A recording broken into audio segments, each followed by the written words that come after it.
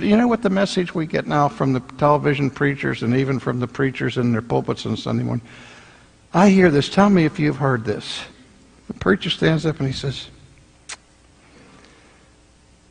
here's the gospel. Here's the good news. God loves you unconditionally. Now, you're an unbeliever. You're a pagan. You don't want to have God in your thinking. You have no fear of God whatsoever. Your whole life is committed to idols. And this Christian minister just told you, God loves you unconditionally. What do you hear? I don't have to do anything. This is Mr. Rogers' neighborhood. He likes me just the way I am. I've turned out so nicely. He loves me unconditionally. You know, when I read the book, it says God abhors the evildoer.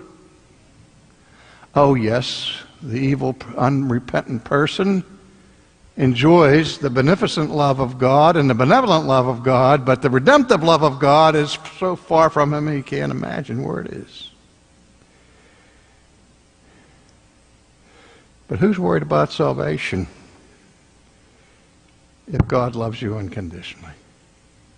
That's not just a lie. That's a monstrous lie.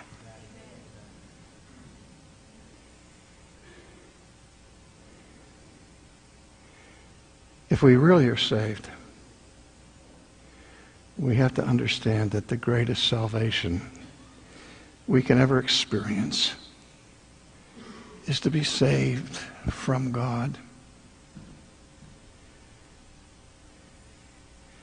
There's nothing more calamitous, more catastrophic that could happen to any human being, dear friends, than to fall into the hands of an angry God.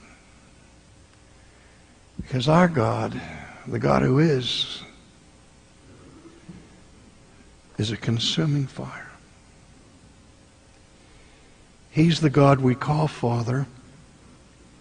He's the God whose grace we understand and praise.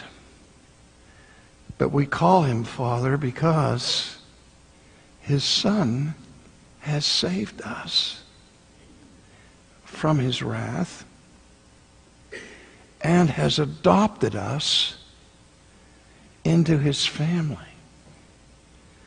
So where we deserve wrath, we get mercy. And where we deserve judgment, we get grace because of Jesus, who rightly was called Jesus, for he will save his people from their sin.